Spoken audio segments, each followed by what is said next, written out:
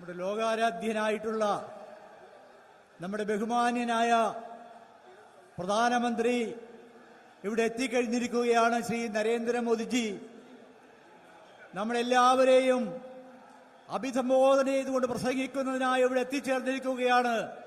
അദ്ദേഹത്തെ ആദ്യമായി ഹാരാർപ്പണം ചെയ്ത് സ്വീകരിക്കുന്നതാണ്.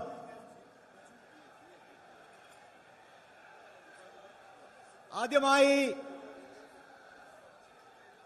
കേരളത്തിന്റെ കാർഷിക ഉൽപ്പന്നമായ നെൽക്കതിർ നമ്മുടെ മണലൂരിന്റെ സ്ഥാനാർത്ഥിയായ ശ്രീ എൻ രാധാകൃഷ്ണൻ ശ്രീ പ്രധാനമന്ത്രിക്ക് നൽകിക്കൊണ്ട് അദ്ദേഹത്തെ സ്വീകരിക്കുന്നതാണ്.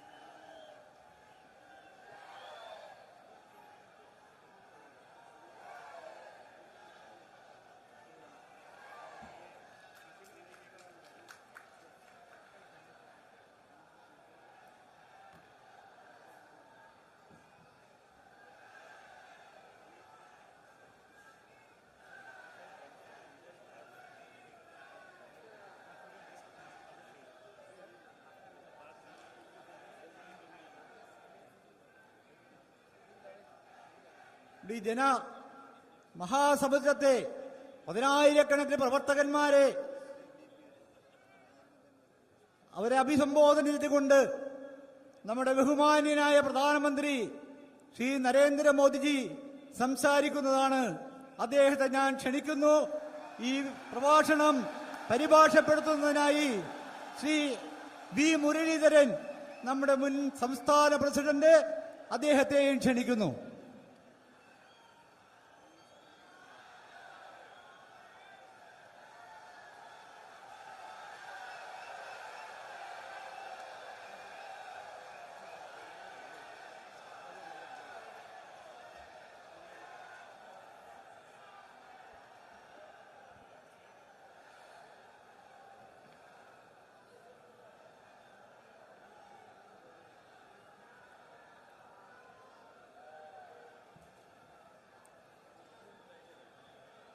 बीडीजीएस के अध्यक्ष श्रीमान तुषार बेलापल्ली जी, भारतीय जनता पार्टी के प्रदेश के पूर्व अध्यक्ष श्रीमान वी मुरलीधरन, श्रीमान पीके कृष्णदास, सांसद श्री राजीव चंद्रशेखर, भाजपा के उम्मीदवार श्रीमान थुरुवर विश्वाम्बरन, केरल कांग्रेस के चेयरमैन श्रीमान पीसी थॉमस, केंद्र में मंत्रिपरिषद के मेरे साथी राजीव प्रताप रूडी,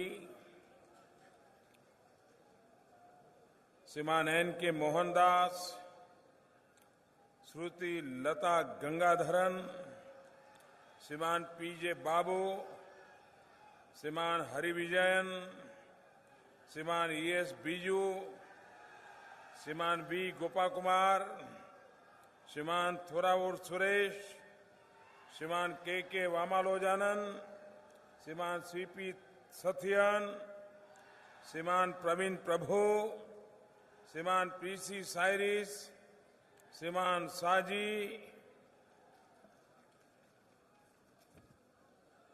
श्रीमान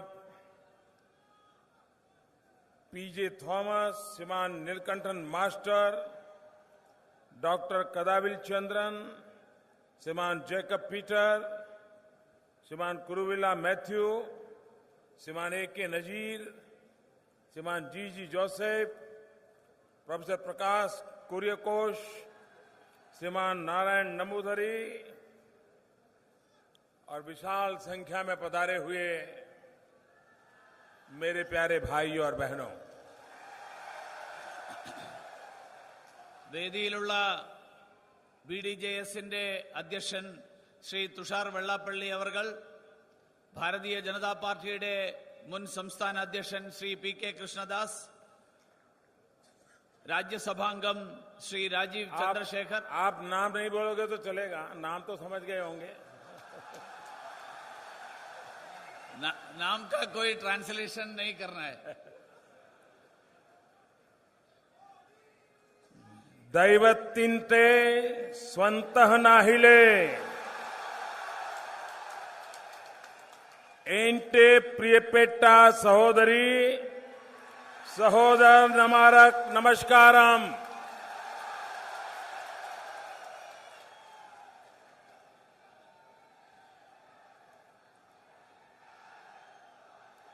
मैं आज अपनी बात शुरू करने से पहले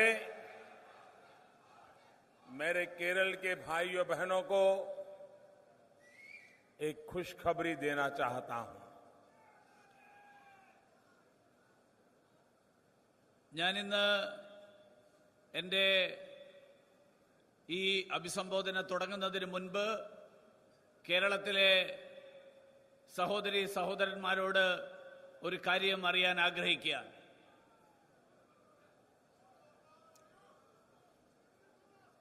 आपने शायद सुना होगा, केरल के 6 परिवार और तमिलनाडु के 3 नागरिक लीबिया में कई दिनों से गुम थे। हम बड़े चिंतित थे कि इन लोगों का क्या हुआ होगा, लेकिन सरकार मेरे केरल के सभी 6 परिवार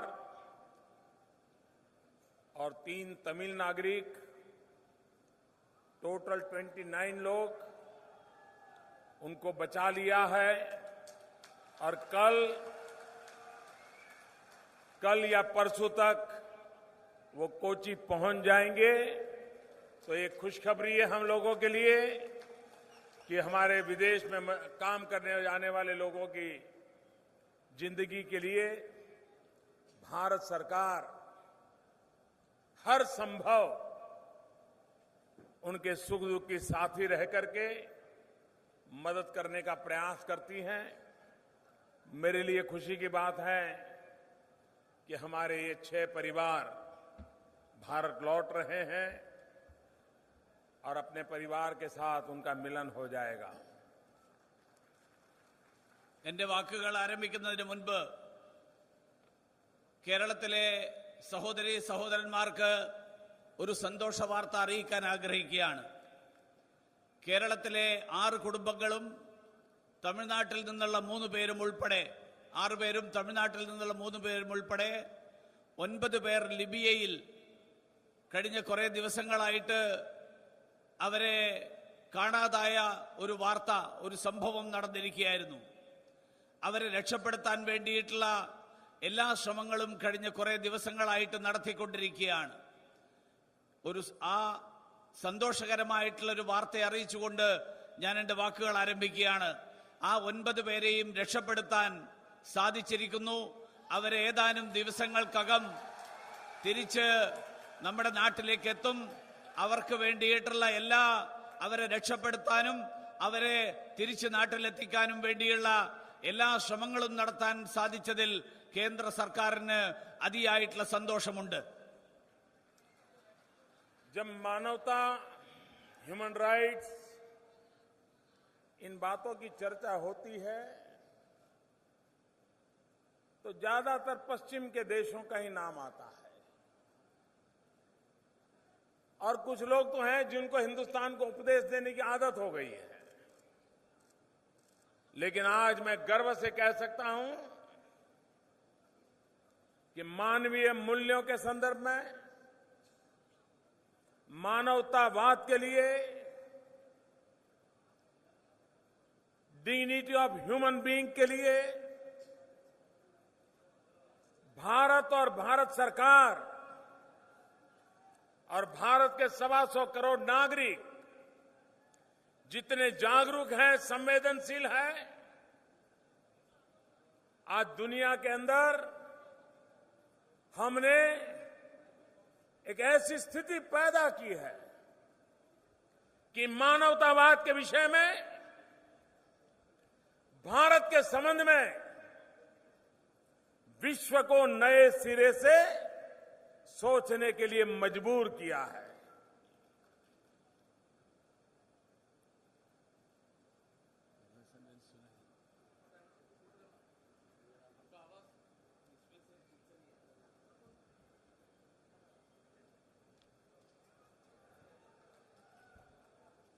आइए और नजदीक आइए। ने पहला सेंटेंस सुना, जितना समझ लिया अभी। ഭാരതം മാനവിക മൂല്യങ്ങൾക്ക് വേണ്ടിയിട്ട് എന്നും നിലകൊള്ളുന്ന രാജ്യമാണ്. അതുകൊണ്ട് മനുഷ്യന്റെ ജീവൻ, ആ ജീവൻ രക്ഷപ്പെടുത്താനായിട്ട് അതിനു വേണ്ടിയിട്ടുള്ള എല്ലാ ശ്രമങ്ങളും നടത്തുക എന്നുള്ളത് കേന്ദ്ര സർക്കാർ, എല്ലാ ശ്രമങ്ങളും നടത്തുക എന്നുള്ളത് കേന്ദ്ര സർക്കാർ ആ സർക്കാരിന്റെ കടമയായിട്ട് കണക്കാക്കിയിട്ടുള്ളതാണ്. ദേശീയ അന്താരാഷ്ട്ര തലത്തിൽ മാനവിക മൂല്യങ്ങളെ ഒരു പുതിയ തലത്തിൽ, ഭാരതത്തെ പുതിയ രീതിയിൽ, പുതിയ ദൃഷ്ടിയിൽ അതിനു വേണ്ടിയിട്ട് കാണാൻ തുടങ്ങിയിരിക്കുന്ന ഒരു കാലം, അങ്ങനെ ഒരു കാലം ഇന്ന് സൃഷ്ടിക്കപ്പെട്ടിരിക്കുക. मैं भी तमिलनाडु से आ रहा हूं। तमिलनाडु के 5 मछुआरे नौजवान मुझे मिलने आए थे। वे वो 5 नौजवान हैं जिनको श्रीलंका में फांसी की सजा हुई थी, और जब दिल्ली में हमारी सरकार बनी तो हमने श्रीलंका के साथ ये मसला उठाया, श्रीलंका को समझाने का प्रयास किया कि ये बेगुनाह लोग हैं, इनको फांसी नहीं होनी चाहिए, उन्हें भारत को वापस लौटा दीजिए। ഇപ്പോൾ ഞാൻ തമിഴ്നാട്ടിൽ നിന്ന് വരികയാണ്. തമിഴ്നാട്ടിലെ 5 മത്സ്യബന്ധന മേഖലയിൽ പ്രവർത്തിക്കുന്ന ആളുകൾ, അവർ ശ്രീലങ്കൻ ജയിലുകളിലായിരുന്നു. ശ്രീലങ്കയിൽ അവരെ തൂക്കിക്കൊല്ലാൻ വിധിച്ചിരിക്കുന്ന ശിക്ഷയ്ക്ക് വിധിച്ചിരിക്കുകയായിരുന്നു. കേന്ദ്രത്തിൽ നമ്മുടെ സർക്കാർ ചുമതലയേറ്റെടുത്തതിന് ശേഷം ശ്രീലങ്കൻ ഗവൺമെന്റിനെ അവരെ വിട്ടയക്കാൻ വേണ്ടിയിട്ടുള്ള എല്ലാ ശ്രമങ്ങളും നമ്മൾ ആരംഭിച്ചു. അവരുടെ കുറ്റം, അവരുടെ നിർദോഷത്വം, അത് അവരെ ബോധ്യപ്പെടുത്താൻ, ശ്രീലങ്കൻ ഗവൺമെന്റിനെ ബോധ്യപ്പെടുത്താനുള്ള ശ്രമം തുടങ്ങി. सरकार ने कहा आप इतना हमारे पीछे लगे हो तो हम फांसी से तो उनको छुट्टी दिलवा देंगे, लेकिन जिंदगी भर जेल में रहना पड़ेगा। मैंने उनसे कहा आप अगर मुझे उनकी मां कहो तो मां, पिता कहो तो पिता, मैं आपसे दया की अर्जी करता हूं और मेरे इन 5 नागरिकों को आप वापस कीजिए, मेरे मछुआरों को वापस कीजिए। और मैं आज संतोष से कह सकता हूं कि फांसी जिनको होने वाली थी वो आज भारत में सुख चैन की जिंदगी अपने परिवार के साथ बिता रहे हैं। ശ്രീലങ്കൻ ഗവൺമെന്റ് പറഞ്ഞു വധശിക്ഷയിൽ നിന്ന് അവരെ ഒഴിവാക്കാം, പക്ഷേ അവര് ശ്രീലങ്കയിലെ ജയിലുകളിൽ കഴിയേണ്ടി വരും. കേന്ദ്ര സർക്കാരിന്റെ ശ്രമങ്ങളുടെ ഫലമായിട്ട് നമ്മൾ അവരെ വധശിക്ഷയിൽ നിന്ന് മോചിപ്പിച്ചു എന്ന് മാത്രമല്ല, അവരെ തിരിച്ച് സ്വന്തം നാട്ടിൽ അച്ഛനമ്മമാരോടൊപ്പം അവരെ തിരിച്ചെത്തിക്കാൻ ഭാരത സർക്കാരിന് സാധിച്ചു. അതാണ് ഈ സർക്കാരിന്റെ നേട്ടം. एक फादर प्रेम तमिलनाडु के थे. भगवान यीशु के एक संदेश को पहुंचाने के लिए अपना जीवन उन्होंने समाज सेवा के लिए दे दिया और अफगानिस्तान में जाकर के वो प्रभु यीशु का संदेश पहुंचा रहे थे. तालिबानी आतंकवादियों ने उनको किडनैप कर लिया. हमारे लिए परेशानी हो गई. अब होगा क्या?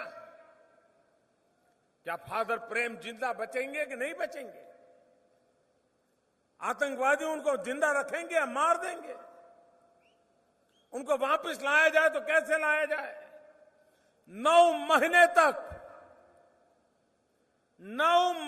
तक उनको खोजते रहे. कैसे बचाया जाए उसके रास्ते खोजते रहे. दुनिया में किसकी मदद मिल जाए ताकि फादर प्रेम को बचा पाए. और आज मैं बड़े संतोष के साथ कह सकता हूं कि 9 महीने के बाद हम फादर प्रेम को बचा पाए, आतंकवादियों के हाथ से छुड़ा लाए और तमिलनाडु में उनके परिवार को सुपुर्द कर दिया. उसकी जिंदगी हमने बचा ली.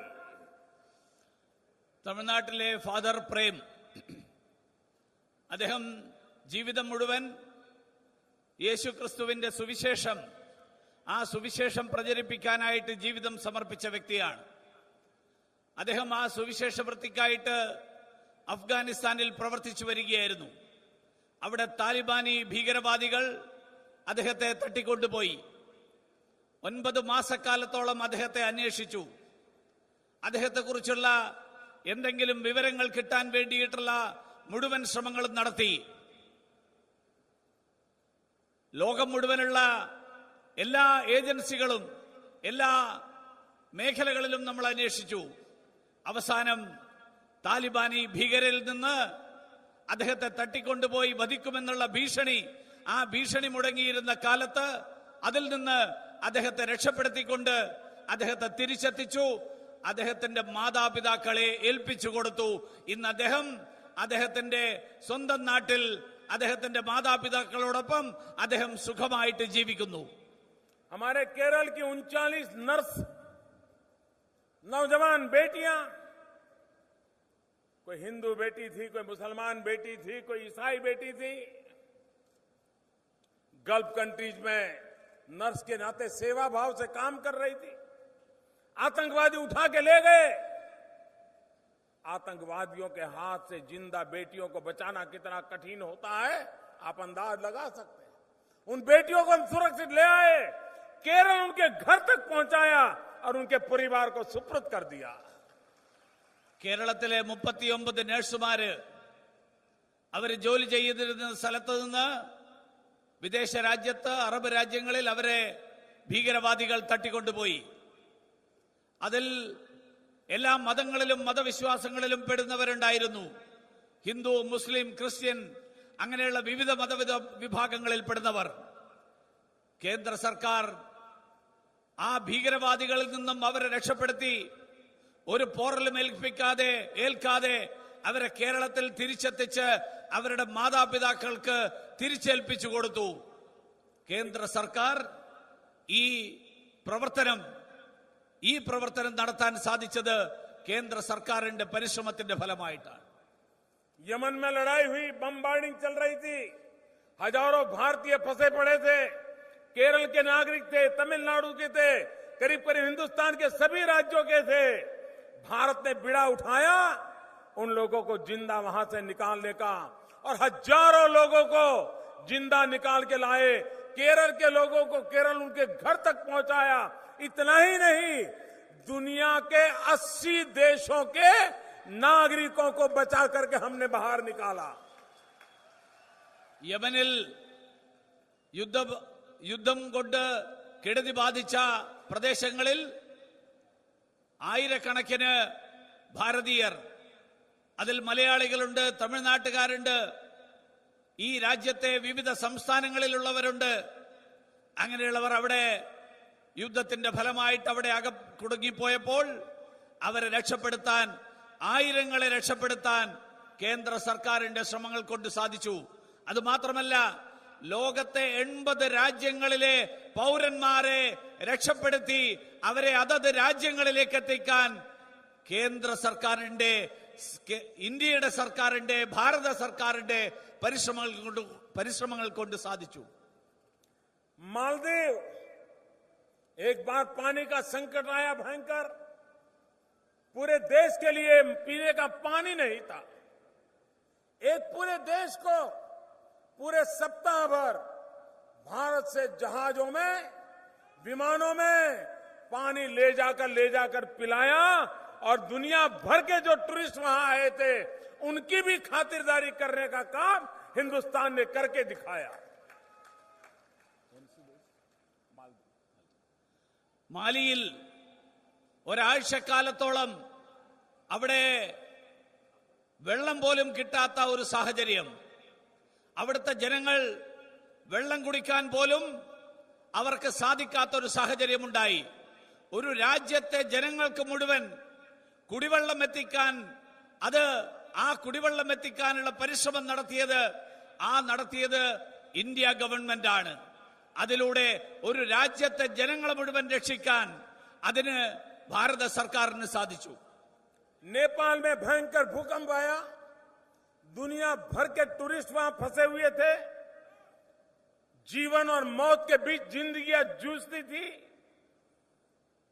घंटों के अंदर हिंदुस्तान पूरी ताकत के साथ नेपाल पहुंचा और नेपाल के भूकंप पीड़ित लोगों की सेवा की।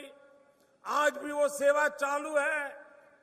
वहां जो विदेश के नागरिक फंसे थे, दुनिया के 70-80 देशों के नागरिकों को वहां से बचा करके उनके देशों में पहुंचाने का काम हिंदुस्तान ने करके दिखाया। നേപ്പാളിൽ ഭൂകമ്പമുണ്ടായപ്പോൾ ആ ഭൂകമ്പത്തിന്റെ ഇടയിൽ ജീവനും മരണത്തിനിടയിൽ മല്ലടിക്കുന്ന ആയിരക്കണക്കിന് ആളുകൾ, ആ രാജ്യത്തെ ജനങ്ങൾ, അവരെ മണിക്കൂറുകൾക്കകം അവർക്ക് സഹായമെത്തിക്കാൻ ഈ നമ്മുടെ ഭാരതത്തിന്, നമ്മുടെ രാജ്യത്തിന് സാധിച്ചു. അതുമാത്രമല്ല, നേപ്പാളിൽ അകപ്പെട്ടു പോയ വിനോദസഞ്ചാരികളായ ഏതാണ്ട് 70-80 രാജ്യങ്ങളിലെ വിനോദസഞ്ചാരികൾ അവരെ രക്ഷപ്പെടുത്തി അവരവരുടെ രാജ്യങ്ങളിലേക്ക് തിരിച്ചെത്തിക്കാൻ, അതിനുള്ള ശ്രമങ്ങൾ നടത്താൻ, അതിൽ വിജയിക്കാൻ ഭാരതത്തിന് സാധിച്ചു. ഭാരതത്തിന്റെ ശ്രമങ്ങൾക്ക് സഫലമായി. आप कल्पना कर सकते हैं कि आज पूरे विश्व में भारत ने पिछले 2 साल के अंदर जो अपनी जगह बनाई है और उसका परिणाम है कि आज पूरा विश्व हिंदुस्तान का लोहा मानने लगा है। फॉरेन डायरेक्ट इन्वेस्टमेंट इतने आजादी के वर्षों में कभी भारत में नहीं आया था। उतना फॉरेन डायरेक्ट इन्वेस्टमेंट 40% ग्रोथ पिछले 1 साल में हमने करके दिखाया है। ഇതിന്റെ ഫലമായിട്ട് ഇന്ന് ലോകം മുഴുവൻ, നമ്മുടെ രാജ്യം ലോകത്തിന്റെ മുഴുവൻ ആദരവിന് പാത്രമായിരിക്കുകയാണ്. ലോകം മുഴുവൻ ഇന്ന് ഇന്ത്യയെ അംഗീകരിക്കാൻ തുടങ്ങിയിരിക്കുന്നു. അതിന്റെ ഫലമായിട്ട് വിദേശ രാജ്യങ്ങൾ നമ്മുടെ ഈ ഇന്ത്യയിൽ വിദേശ മൂലധന നിക്ഷേപം നടത്താൻ അതിന് തയ്യാറായിരിക്കുന്നു. ഇത്രയും വർഷങ്ങൾ കൊണ്ട് ഈ രാജ്യത്ത് നടത്തിയിരുന്നതിനേക്കാൾ എത്രയോ ഇരട്ടി, അതിനേക്കാൾ എത്രയോ കൂടുതൽ വിദേശ നിക്ഷേപം ഇന്ന് ഈ രാജ്യത്ത് നടത്താൻ, ഇന്ത്യയിൽ നടത്താൻ ഇന്ന് വിദേശ രാജ്യങ്ങൾ തയ്യാറായിരിക്കുന്നു, സന്നദ്ധരായിരിക്കുന്നു. आप केरल के पढ़े लिखे लोग हैं, आप भली भांति समझ सकते हैं कि आज पूरी विश्व, चाहे वर्ल्ड बैंक हो, IMF हो, क्रेडिट रेटिंग एजेंसीज हो, एक स्वर से कह रहे हैं कि पूरी दुनिया में मंदी चल रही है। चाइना तक के सारे देश आर्थिक संकट से गुजर रहे हैं।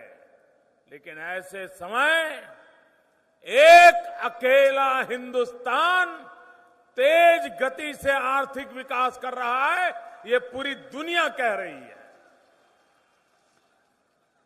നമ്മൾ മലയാളികൾ, ഈ ഇരിക്കുന്ന മലയാളികൾ വിദ്യാസമ്പന്നരാണ്. നിങ്ങൾക്കറിയാം, ലോകത്തിലെ മുഴുവൻ സാമ്പത്തിക സ്ഥാപനങ്ങൾ, ലോക ബാങ്ക് ആണെങ്കിലും അന്താരാഷ്ട്ര നാണയനിധിയാണെങ്കിലും ലോക സമ്പദ്ഘടനയെ വിശകലനം ചെയ്യുന്ന വിവിധ ഏജൻസികൾ, അവരെല്ലാവരും തന്നെ ഏകസ്വരത്തിൽ ഇന്നത്തെ സാഹചര്യത്തെ വിലയിരുത്തിക്കൊണ്ട് ഇന്ന് ലോകം മുഴുവൻ നിലവിലുള്ള സാമ്പത്തിക മാന്ദ്യം, ആ സാമ്പത്തിക മാന്ദ്യത്തിൽ ചൈനയ്ക്ക് പോലും പിടിച്ചു നിൽക്കാൻ സാധിക്കുന്നില്ല. ഒരേ ഒരു രാജ്യം മാത്രമേ ലോകത്ത് ആ സാമ്പത്തിക മാന്ദ്യത്തിലും പിടിച്ചു നിൽക്കാൻ സാധിക്കുന്നുള്ളൂ. അത് ഭാരതമാണ്. നമ്മുടെ സാമ്പത്തിക വളർച്ച വളരെ ദ്രുതഗതിയിലുള്ള സാമ്പത്തിക വളർച്ച, ആ സാമ്പത്തിക വളർച്ച നേടാൻ സാധിച്ചിട്ടുള്ളത് ഇന്ത്യക്ക് മാത്രമാണെന്ന് അന്താരാഷ്ട്ര ഏജൻസികളും ലോകബാങ്ക് ഉൾപ്പെടെയുള്ള അന്താരാഷ്ട്ര സാമ്പത്തിക മേഖലയിൽ പ്രവർത്തിക്കുന്ന സംഘടനകളും അംഗീകരിച്ചിരിക്കുകയാണ്. एक तरफ भारतीय जनता पार्टी के नेतृत्व वाली दिल्ली की सरकार हिंदुस्तान को नई ऊंचाइयों पर ले जाने में कोई कसर नहीं छोड़ रही है। समय की मांग है। मैं केरल के पॉलिटिकल पंडितों को निमंत्रित करता हूं, मैं उनसे आग्रह करता हूं कि वो जरा तराजू लेकर के बैठे, पिछले 50 साल के देश की विकास यात्रा का लेखा जोखा ले, हिसाब लगाए। इस देश ने हर प्रकार की सरकारें देखी है। कांग्रेस का भरपूर चारों तरफ सरकारें देखी है, प्रादेशिक पक्षों की सरकारें देखी है, परिवार द्वारा चलाई पार्टी की सरकारें देखी है, कम्युनिस्ट पार्टियों की सरकार देखी है और भारतीय जनता पार्टी की भी सरकार देखी है। आप देख लीजिए, जहां जहां भारतीय जनता पार्टी को सेवा करने का अवसर मिला है, वो राज्य तेज गति से विकास करने वाले राज्य बन गए हैं। और जहां जहां कम्युनिस्टों को राज करने का मौका मिला है, वहां गरीबी बढ़ी है, गुनाह बढ़ा है, हिंसा बढ़ी है, अत्याचार बढ़े हैं। सिवाय तबाही, चाहे बंगाल हो चाहे केरल हो, प्रगति का नामो निशान नहीं होने दिया। ബിജെപിയുടെ നേതൃത്വത്തിൽ കേന്ദ്രത്തിൽ ഭരണം നടത്തിക്കൊണ്ടിരിക്കുന്ന സർക്കാർ, ആ ഗവൺമെന്റ് ഈ രാജ്യത്തെ എല്ലാ മേഖലകളിലും മുന്നോട്ടേക്ക് നയിക്കാനുള്ള സർവ കഴിവുകളും ഉപയോഗിച്ചുകൊണ്ടുള്ള പ്രയത്നം നടത്തിക്കൊണ്ടിരിക്കുകയാണ്. ഈ രാജ്യത്തെ കേരളത്തിലെ രാഷ്ട്രീയ പണ്ഡിതന്മാരോട് ഒരു കാര്യം സൂചിപ്പിക്കാൻ ആഗ്രഹിക്കുകയാണ്. 50 കൊല്ലക്കാലത്തെ ഈ രാജ്യത്തെ വിവിധ സർക്കാരുകളുടെ പ്രവർത്തനത്തെ അവർ വിലയിരുത്തട്ടെ. സംസ്ഥാനങ്ങളിലും കേന്ദ്രത്തിലും നടത്തിയിട്ടുള്ള വിവിധ പാർട്ടികളുടെ ഭരണത്തെ, ഈ നാട്ടിലെ എല്ലാ പാർട്ടികളും ഭരണം നടത്തിയിട്ടുണ്ട്. കോൺഗ്രസ് ഭരിച്ചിട്ടുണ്ട്, കമ്മ്യൂണിസ്റ്റ് പാർട്ടികൾ ഭരിച്ചിട്ടുണ്ട്, വിവിധ പാർട്ടികൾ കുടുംബാധിപത്യത്തിലുള്ള പാർട്ടികൾ ഭരിച്ചിട്ടുണ്ട്. ഇവരുടെയൊക്കെ പ്രവർത്തനങ്ങൾ വിലയിരുത്തട്ടെ. आज आप हिसाब लगा करके देख लीजिए, വിലയിരുത്തട്ടെ. ഭാരതീയ ജനതാ പാർട്ടിയുടെ നേതൃത്വത്തിലുള്ള സർക്കാരുകൾ, ആ സർക്കാരുകളുടെ നേതൃത്വത്തിലുള്ള ആ സർക്കാരുകൾ പ്രവർത്തിക്കുന്ന സംസ്ഥാനങ്ങൾ, ആ സംസ്ഥാനങ്ങളിൽ കൈവരിച്ചിട്ടുള്ള പുരോഗതി, ആ പുരോഗതി മറ്റെവിടെയും കൈവരിച്ചിട്ടില്ല. കമ്മ്യൂണിസ്റ്റ് പാർട്ടിയുടെ സർക്കാരുകൾ, അത് കേരളത്തിലാണെങ്കിലും ബംഗാളിലാണെങ്കിലും, ആ സംസ്ഥാനങ്ങളിലൊക്കെ ദാരിദ്ര്യം വർദ്ധിച്ചു, ആ സംസ്ഥാനങ്ങളിൽ അക്രമം വർദ്ധിച്ചു, ആ സംസ്ഥാനങ്ങളിൽ അതിക്രമങ്ങൾ വർദ്ധിച്ചു, ആ സംസ്ഥാനങ്ങൾ അങ്ങേയറ്റത്തെ പുരോഗതിയിൽ നിന്ന് അധോഗതിയിലേക്ക് നീങ്ങുന്ന സാഹചര്യമാണ് ഉണ്ടായത്. अगर बिजली की बात करें तो जहां भारतीय जनता पार्टी की सरकारें हैं वहां 24-24 घंटे बिजली देने का रिकॉर्ड बना है. जहां भारतीय जनता पार्टी की सरकार है वहां पूंजी आ रही है, नए कारखाने लग रहे हैं, रोजगार की संभावनाएं बढ़ रही है. जहां बीजेपी की सरकारें हैं वहां किसानों की स्थिति और सुधर रही है, फसल ज्यादा होने लगी है, एग्रीकल्चर में वो नंबर लाने लगे हैं, रास्ते नए बन रहे हैं, स्कूल नए खुल रहे हैं, कॉलेज नए खुल रहे हैं, अस्पताल खुल रहे हैं. कोई भी पैरामीटर ले लीजिए, जहां जहां बीजेपी को सरकार बनाने का मौका मिला है वो सारे राज्य विकास के हर पैमाने पर पहले की तुलना में बहुत तेजी से सुधार करने वाले राज्य बने हैं. ഭാരതീയ ജനതാ പാർട്ടിയുടെ നേതൃത്വത്തിലുള്ള സർക്കാരുകൾ ഭരിക്കുന്ന സ്ഥലങ്ങളിൽ 24 മണിക്കൂറും വൈദ്യുതി ലഭ്യമാക്കാൻ കഴിഞ്ഞിരിക്കുകയാണ്. അവിടെ പുതിയ വ്യവസായശാലകൾ ആരംഭിക്കുന്നു, അവിടെ പുതിയ തൊഴിലവസരങ്ങൾ സൃഷ്ടിക്കപ്പെടുന്നു, അവിടത്തേക്ക് പുതിയ നിക്ഷേപങ്ങൾ വരുന്നു, അവിടെ കാർഷിക മേഖലയിൽ വളർച്ചയുണ്ടാകുന്നു, അവിടെ സ്കൂളുകളും കോളേജുകളും ആശുപത്രികളും പണിയുന്നു, അവിടെ പുതിയ റോഡുകൾ പണിയുന്നു. വികസനത്തിന്റെ ഏത് മേഖല, വളർച്ചയുടെ ഏത് മേഖല, ജനജീവിതത്തിന്റെ ഏത് മേഖല എടുത്ത് പരിശോധിച്ചാലും ആ മേഖലകളിലെല്ലാം തന്നെ ഭാരതീയ ജനതാ പാർട്ടി ഭരിക്കുന്ന സർക്കാരുകൾ, ആ സംസ്ഥാനങ്ങളിൽ പുരോഗതിയുടെയും വളർച്ചയുടെയും ചിത്രമാണ് നമുക്ക് കാണാൻ സാധിക്കുന്നത്. जहां पर कम्युनिस्टों की सरकारें हैं वहां कारखाने हैं उसको भी ताले लग जाते हैं, हड़ताल पे हड़ताल, हड़ताल पे हड़ताल. जहां कम्युनिस्टों की सरकारें होती हैं वहां किसानों को ट्रैक्टर तक उपयोग करने से मना कर दिया जाता है. जहां कम्युनिस्टों की सरकारें होती हैं जहां कोई विकास की बात को गरीबों के खिलाफ माना जाता है और गरीबों को गरीब रहने के लिए मजबूर किया जाता है, ये उनकी नीतियों के कारण ये देश मुसीबतों में फंसा हुआ है. കമ്മ്യൂണിസ്റ്റ് പാർട്ടികൾ ഭരിച്ച സംസ്ഥാനങ്ങളിൽ ആ സംസ്ഥാനങ്ങളിൽ വികസനത്തിനെതിരായിട്ടുള്ള നിലപാടുകൾ, ട്രാക്ടർ പോലും ഉപയോഗിക്കുന്നതിനെതിരായിട്ടുള്ള നിലപാടാണ് കമ്മ്യൂണിസ്റ്റ് പാർട്ടികൾ എടുത്തത്. അതിന്റെ ഫലമായിട്ട് ആ സംസ്ഥാനങ്ങളിൽ ദരിദ്രരായിട്ട് തന്നെ തുടരുന്നു. ദരിദ്രരെ ദരിദ്രരായിട്ട് തന്നെ നിലനിർത്താൻ, അങ്ങനെ തന്നെ നിർത്താനുള്ള ആസൂത്രിതമായിട്ടുള്ള ശ്രമമാണ് കമ്മ്യൂണിസ്റ്റ് പാർട്ടികൾ ഭരിക്കുന്ന സംസ്ഥാനങ്ങളിൽ കഴിഞ്ഞ കാലങ്ങളിൽ നടന്നിട്ടുള്ളത്. और जहां कांग्रेस है वहां हर बात करप्शन से शुरू होती है, हर बात करप्शन से शुरू होती है. कांग्रेस का सी नहीं, करप्शन का सी, ये कांग्रेस की पहचान बन गई है. കോൺഗ്രസ് ഭരിക്കുന്ന സംസ്ഥാനങ്ങളിൽ ആ സംസ്ഥാനങ്ങളിൽ ഏത് കാര്യമെടുത്താലും അതില് അഴിമതിയാണ്. കോൺഗ്രസിന്റെ ഇരട്ടപ്പേരായിട്ട് കോൺഗ്രസും അഴിമതിയും വേർതിരിച്ച് കാണാൻ പറ്റാത്ത വിധത്തിൽ അങ്ങനെയുള്ളൊരു സ്ഥിതിയാണ് കോൺഗ്രസ് ഭരിക്കുന്ന സംസ്ഥാനങ്ങളിലുള്ളത്.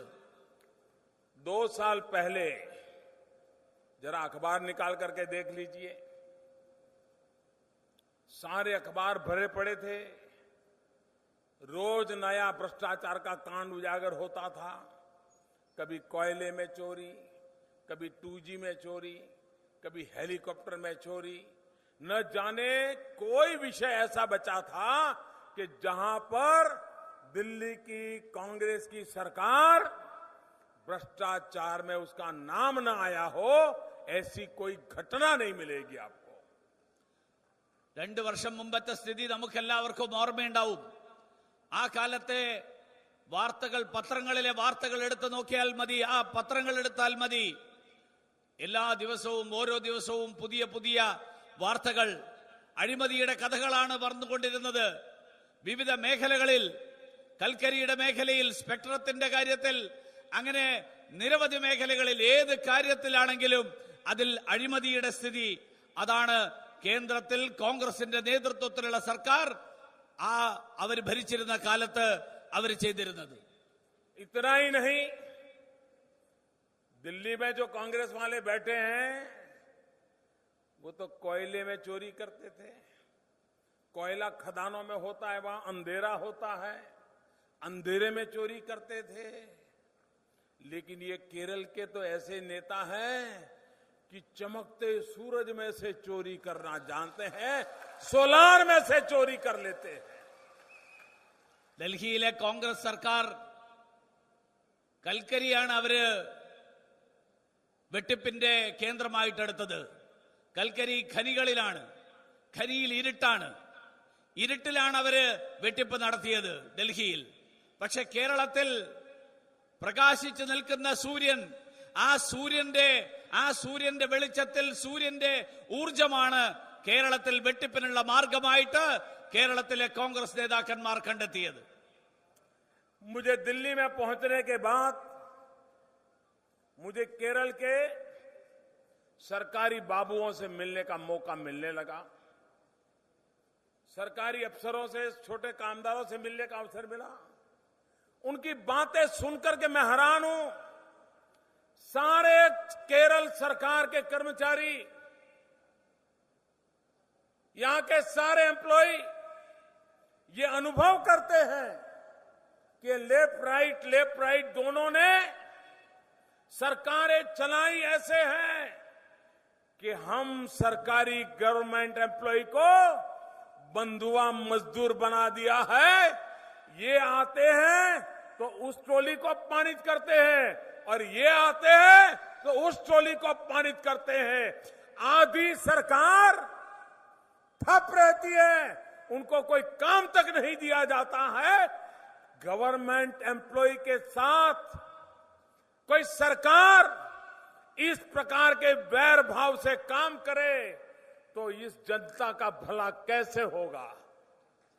ഞാൻ ഡൽഹിയിൽ കേരളത്തിൽ നിന്നുള്ള സർക്കാർ ഉദ്യോഗസ്ഥന്മാരുമായിട്ട് ഇടപെടാനുള്ള അവസരം ലഭിക്കുകയുണ്ടായി.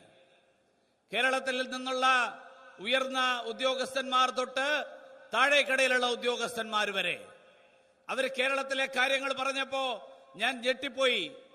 കേരളത്തിൽ ഇടതും വലതും സർക്കാരുകൾ മാറി മാറി ഭരണം നടത്തുന്നു.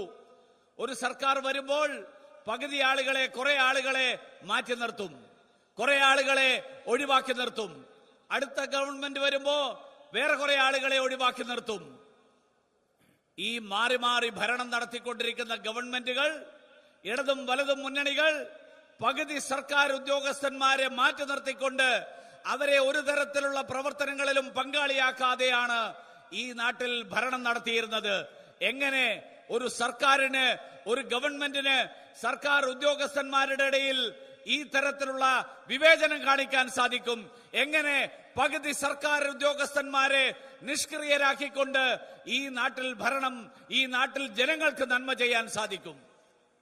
किसी भी सरकार को जनता की सेवा करनी है तो उन सरकारों को समझना होगा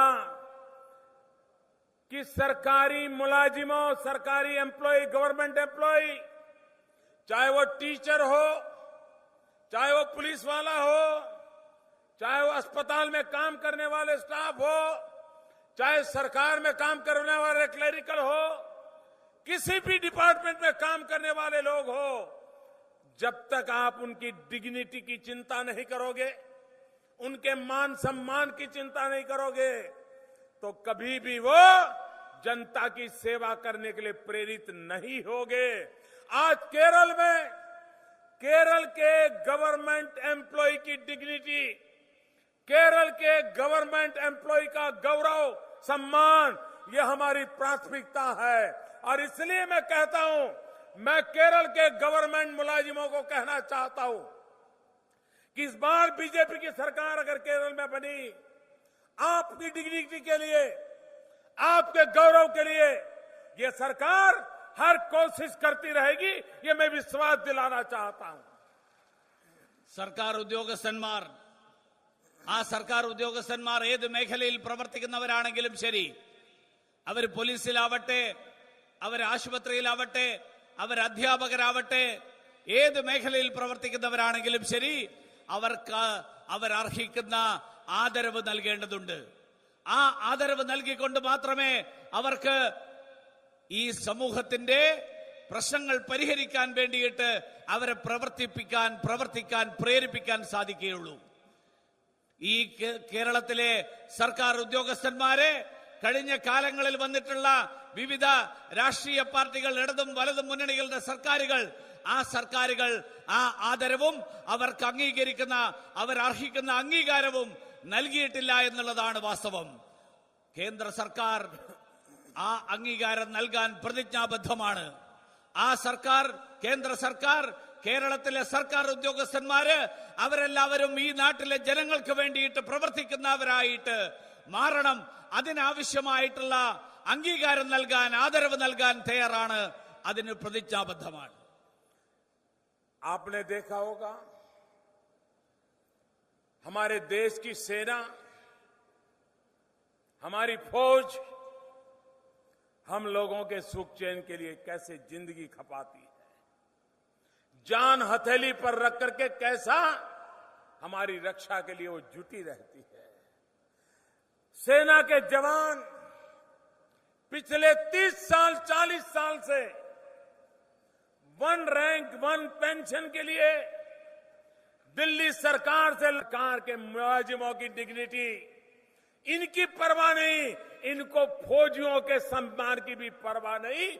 1 रैंक 1 पेंशन 40-40 साल तक लटकाए रखा।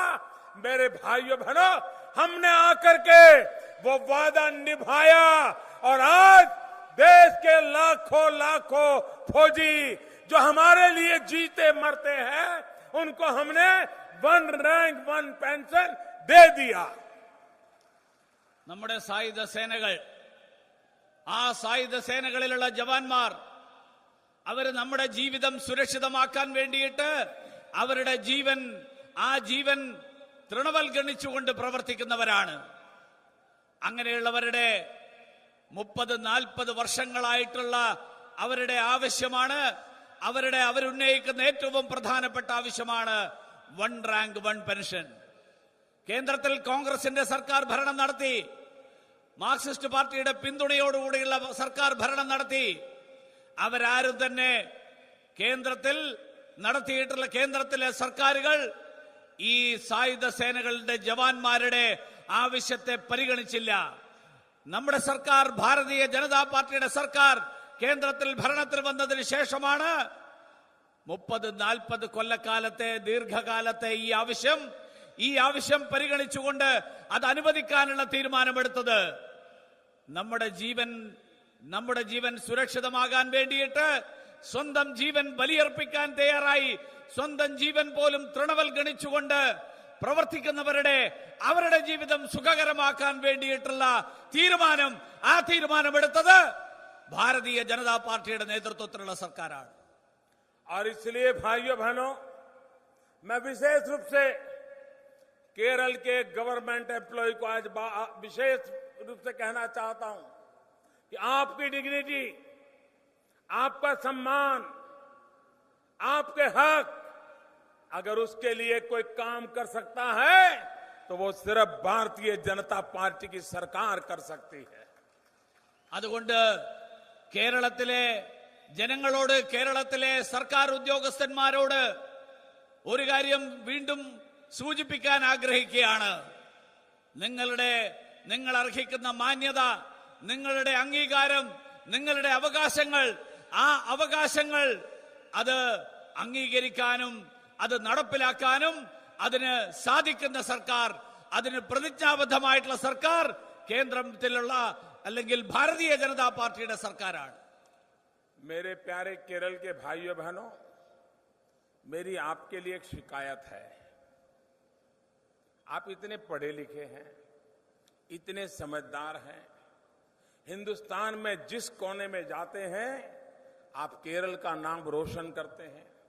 दुनिया में आप जहां जाते हैं केरल का नाम रोशन करते हैं. लेकिन आपके घर में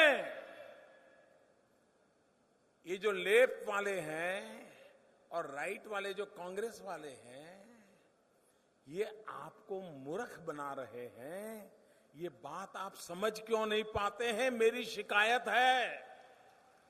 എനിക്ക് കേരളത്തിലെ എന്റെ സഹോദരി സഹോദരന്മാരോട് എനിക്കൊരു കാര്യം ചോദിക്കാനുണ്ട്. നിങ്ങളെല്ലാവരും വളരെ വിദ്യാസമ്പന്നരാണ്, അറിവുള്ളവരാണ്, ബുദ്ധിശാലികളാണ്. ഈ രാജ്യത്ത് എവിടെ പോയാലും നിങ്ങൾ കേരളത്തെക്കുറിച്ച് സ്വയം അഭിമാനിക്കുന്നവരാണ്, കേരളത്തിന്റെ മഹത്വത്തെക്കുറിച്ച് അഭിമാനിക്കുന്നവരാണ്. ലോകത്തിൽ എവിടെ പോയാലും നിങ്ങൾ മലയാളികളാണെന്നുള്ള നിലയിൽ അഭിമാനിക്കുന്നു.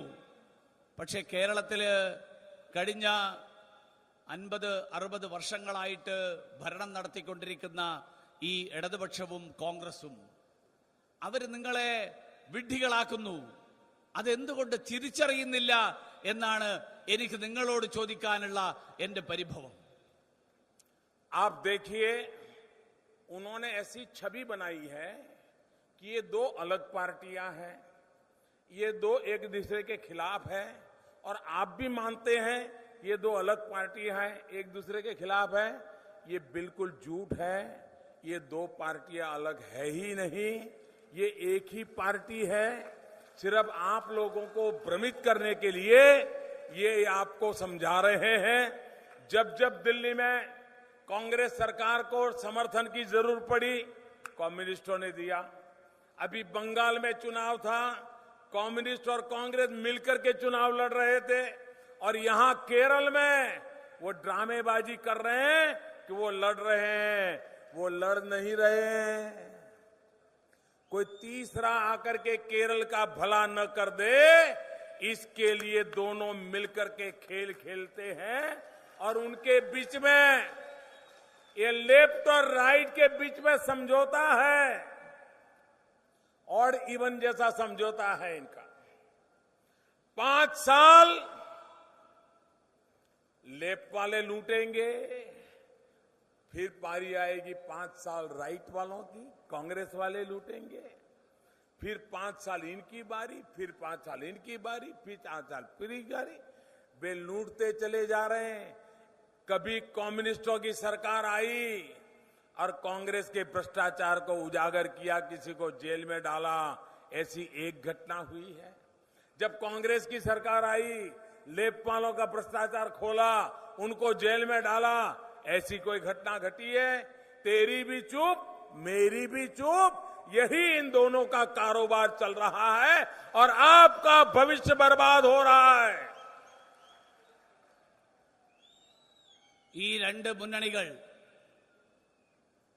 അവര് നിങ്ങളെ തെറ്റിദ്ധരിപ്പിച്ചിരിക്കുകയാണ്, വിഡ്ഢികളാക്കിയിരിക്കുകയാണ്. അവര് രണ്ട് പാർട്ടികളാണെന്ന് അവര് സ്വയം വിശ്വസിപ്പിക്കാൻ ശ്രമിച്ചുകൊണ്ടിരിക്കുകയാണ്. അവർ തമ്മിൽ ഏറ്റുമുട്ടലിന്റെ നാടകങ്ങൾ കളിക്കുന്നു. അവര് ഡൽഹിയില് കോൺഗ്രസിന് എന്തെങ്കിലും അസൗകര്യവും എന്തെങ്കിലും ആവശ്യവും വരുമ്പോൾ ഇടതുപക്ഷം അവരെ പിന്തുണയ്ക്കുന്നു. ഇപ്പൊ ബംഗാളിൽ കോൺഗ്രസും CPM-ഉം ഒരുമിച്ച് ചേർന്നുകൊണ്ടാണ് ഈ തെരഞ്ഞെടുപ്പിനെ നേരിടുന്നത്. കേരളത്തിൽ അവര് പരസ്പരം ഏറ്റുമുട്ടിക്കൊണ്ട് രണ്ട് പാർട്ടികളായിട്ട് അഭിനയിക്കുകയാണ്. ഈ ഇരിക്കുന്ന നമ്മളെല്ലാവരും അങ്ങനെ വിശ്വസിച്ചിരിക്കുകയാണ്. ഇത് രണ്ട് പാർട്ടികളാണ്, രണ്ട് മുന്നണികളാണ്. 5 വർഷം അതിന്റെ ഫലമായിട്ട് 5 വർഷം ഇടതുപക്ഷം, 5 വർഷം വലതുപക്ഷം, 5 വർഷം CPM, 5 വർഷം കോൺഗ്രസ്. ഇത് മാറി മാറി ഈ നാടകം കേരളത്തിൽ നടന്നുകൊണ്ടിരിക്കുകയാണ്. CPM വരുമ്പോൾ, ഭരണത്തിൽ വരുമ്പോൾ എന്തെങ്കിലും കോൺഗ്രസുകാരുടെ അഴിമതി, ആ കോൺഗ്രസ് അതിനു മുൻപ് ഭരിച്ചിട്ടുള്ള കോൺഗ്രസിന്റെ അഴിമതി, ആ അഴിമതി കണ്ടെത്തി അവർക്കെതിരായിട്ട് നടപടിയെടുത്തിട്ടുണ്ടോ? കോൺഗ്രസ് ഭരണത്തിൽ വരുമ്പോൾ എന്നെങ്കിലും CPM-കാരുടെ അഴിമതി കണ്ടെത്തി നടപടിയെടുത്തിട്ടുണ്ടോ? അവരൊരിക്കലും അത്തരത്തിലുള്ള നടപടികൾ എടുത്തില്ല. അവര് കേരളത്തിലെ ജനങ്ങളെ തെറ്റിദ്ധരിപ്പിച്ചുകൊണ്ട് രണ്ട് പാർട്ടികളായിട്ട് അഭിനയിച്ചുകൊണ്ട് വാസ്തവത്തിൽ ഒരൊറ്റ പക്ഷത്ത് നിൽക്കുന്ന, ഒരൊറ്റ ഭാഗത്ത് നിൽക്കുന്ന ഒരു പാർട്ടിയായിട്ട് മാറേണ്ടവർ അവർ രണ്ട് പാർട്ടിയായി നിന്നുകൊണ്ട് ഈ നാട്ടിലെ ജനങ്ങളെ കബളിപ്പിക്കുന്ന സാഹചര്യം, അതിന്റെ ഫലമായിട്ട് കേരളത്തിലെ ജനങ്ങൾ വളരെ കഷ്ടത അനുഭവിക്കുന്നു. കേരളത്തിലെ ജനങ്ങൾ കബളിപ്പിക്കപ്പെടുകയാണ്. इन दोनों को एक दूसरा की सेवा करने में ही लगे हैं. उनको आपकी सेवा करने का इरादा नहीं है। पिछले पंचायत, नगर पालिका, महानगर पालिका के चुनाव में आप लोगों ने भारतीय जनता पार्टी को समर्थन दिया। अच्छी संख्या में हमारे लोग जीत करके आए और इसके कारण ये लेफ्ट और राइट अब पाप करने से हमसे डर रहे हैं, सीधे चलने लगे हैं, घबरा रहे हैं। अभी तो सत्ता हमारे हाथ में नहीं आई है, हम अभी तो विपक्ष में बैठे हैं, पंचायतों में, कॉरपोरेशन में, कहीं 2, कहीं 5, कहीं 25, लेकिन हमने बेईमानी करने वालों का नाक को दम ला करके रख दिया है। अब उनको केरल की जनता की सेवा के लिए मजबूर कर रहे हैं। एक बार हमें विधानसभा में पहुंचा दीजिए, इनका कच्चा चिट्ठा खोल करके आपके सामने रख देंगे। ഇവര് രണ്ടുപേരും പരസ്പരം സഹായിക്കുകയാണ്. അവർക്ക് നമ്മളെ സഹായിക്കാൻ, നമുക്ക് വേണ്ടിയിട്ടുള്ള പ്രവർത്തനങ്ങൾ നടത്താൻ ഒരു താല്പര്യമില്ല. കഴിഞ്ഞ പഞ്ചായത്ത്, മുനിസിപ്പൽ, കോർപ്പറേഷൻ തെരഞ്ഞെടുപ്പുകളിൽ ഭാരതീയ ജനതാ പാർട്ടിക്ക്, ദേശീയ ജനാധിപത്യ സഖ്യത്തിന് കേരളത്തിലെ ജനങ്ങൾ വലിയ പിന്തുണ നൽകി. ആ പിന്തുണയുടെ ഫലമായിട്ട് ഇന്ന് ഈ രണ്ട് മുന്നണികളും ബിജെപിയെ ഭയപ്പെടുന്ന ഒരു സാഹചര്യം ഉണ്ടായിരിക്കുകയാണ്. പല സ്ഥലങ്ങളിലും ബിജെപിയുടെ അംഗങ്ങൾ പഞ്ചായത്തിലും മുനിസിപ്പാലിറ്റികളിലുമൊക്കെ ഭരണത്തിലെത്തിയില്ലെങ്കിലും പ്രതിപക്ഷത്ത് നിർണായകമായിട്ടുള്ള ശക്തിയായിട്ട് മാറിയിരിക്കുകയാണ്. അതുകൊണ്ട് ഈ ഭരണത്തിലിരിക്കുന്നവർ അവർ നേരായ വഴിയിലൂടെ സഞ്ചരിക്കാൻ തുടങ്ങിയിരിക്കുകയാണ്. ജനങ്ങൾക്ക് വേണ്ടിയിട്ട് നന്മ ചെയ്യാൻ തുടങ്ങിയിരിക്കുകയാണ്. കാരണം അങ്ങനെ ചെയ്തില്ലെങ്കിൽ പ്രതിപക്ഷത്തിരിക്കുന്ന ഭാരതീയ ജനതാ പാർട്ടി ഇവരെ നേർവഴിയിലേക്ക്, ഇവരുടെ ദുഷ്പ്രവർത്തികൾ തുറന്നു കാട്ടും എന്നവർ ഭയക്കുന്നു. നിയമസഭയിലേക്കുള്ള തെരഞ്ഞെടുപ്പ് നടക്കുകയാണ്.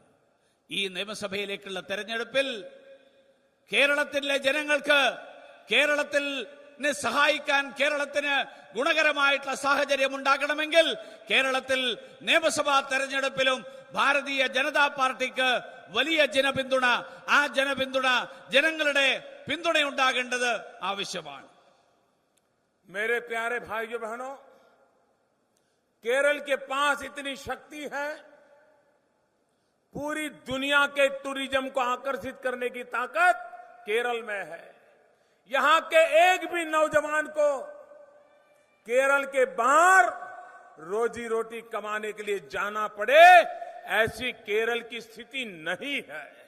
लेकिन ऐसी सरकारें आई है कि उन्होंने ऐसी तबाही की है कि यहां से हर घर से 1-2 या संतान अपने प्रदेश के बाहर, गांव के बाहर कहीं न कहीं रोजी रोटी कमाने के लिए जाना पड़ रहा है.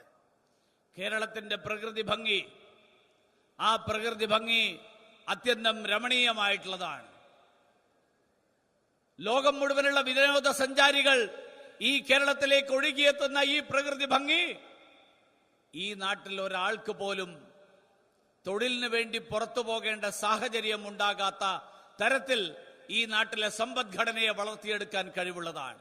പക്ഷേ കഴിഞ്ഞ കാലങ്ങളിൽ കേരളത്തിലെ സർക്കാരുകൾ ഈ നമ്മുടെ നാട്ടിൽ നിന്ന് അവരുടെ നിലപാടുകളുടെ ഫലമായിട്ട് നമ്മുടെ നാട്ടിൽ നിന്ന് ഓരോ കുടുംബത്തിൽ നിന്നും ഒരാളെങ്കിലും വിദേശത്ത് ജോലി ചെയ്യുന്ന ഒരു സാഹചര്യം, ആ സാഹചര്യമാണ് ഇന്ന് കേരളത്തിൽ സൃഷ്ടിച്ചിരിക്കുന്നത്.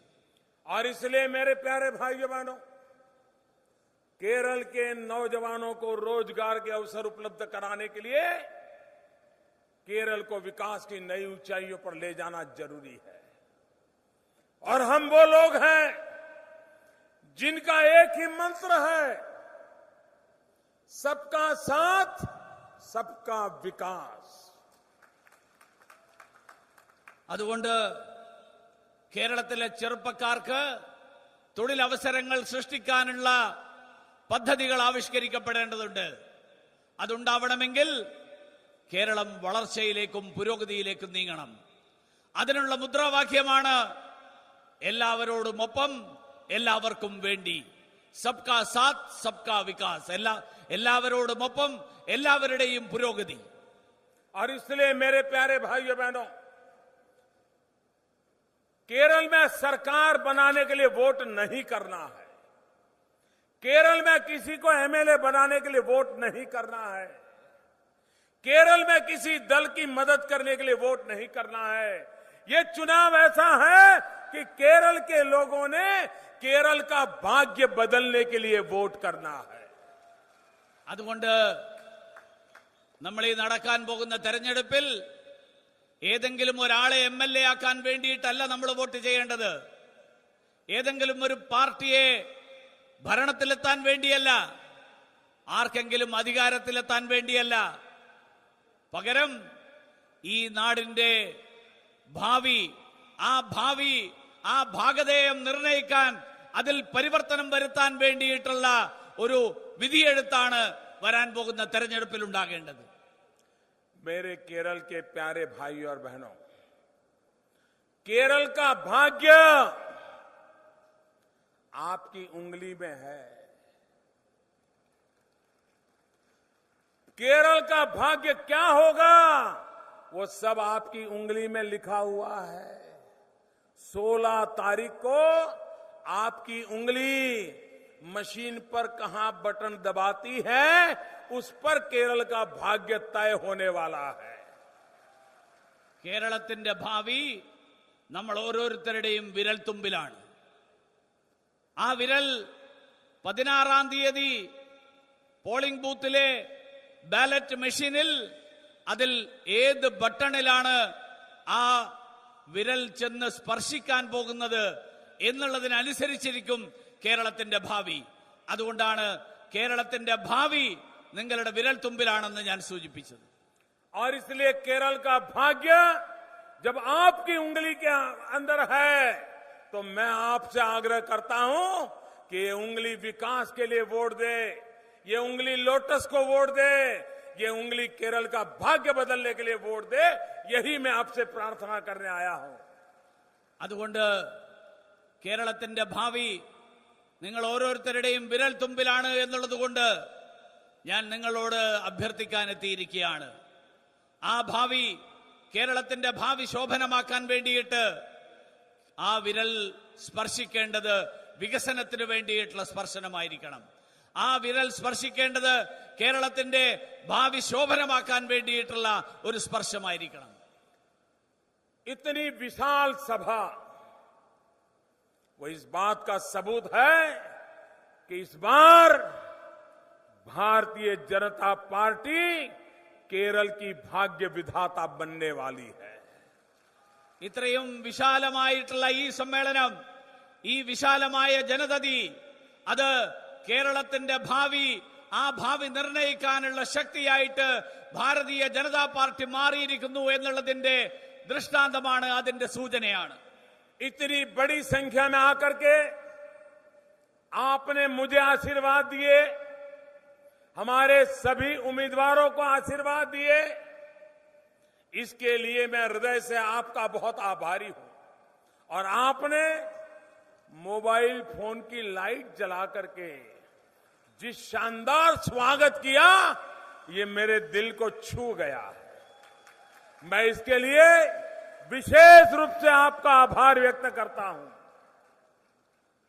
അതുകൊണ്ട് ഈ ഇത്രയും വിശാലമായിട്ടുള്ള ഈ ജനസഞ്ചയം എനിക്ക് അനുഗ്രഹങ്ങൾ തന്നിരിക്കുന്നു. ഇവിടെ ഇരിക്കുന്ന മുഴുവൻ സ്ഥാനാർത്ഥികൾക്കും അനുഗ്രഹം തന്നിരിക്കുന്നു. അതിന് ഞാൻ ആദ്യമായിട്ട് നിങ്ങളോട് കൃതജ്ഞത രേഖപ്പെടുത്തുന്നു. അതോടൊപ്പം ഈ വേദിയിലെത്തിയപ്പോൾ നിങ്ങൾ മൊബൈൽ ഫോണിലെ ടോർച്ച് ഓൺ ചെയ്തുകൊണ്ട് എനിക്ക് നൽകിയ അംഗീകാരവും ആശീർവാദവും അഭിവാദ്യവും, ആ അഭിവാദ്യം എന്റെ ഹൃദയത്തെ സ്പർശിക്കുന്നു.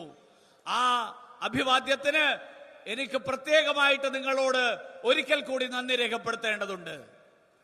നാം ഒന്നാക്കണം, നാട് നന്നാക്കണം. धन्यवाद.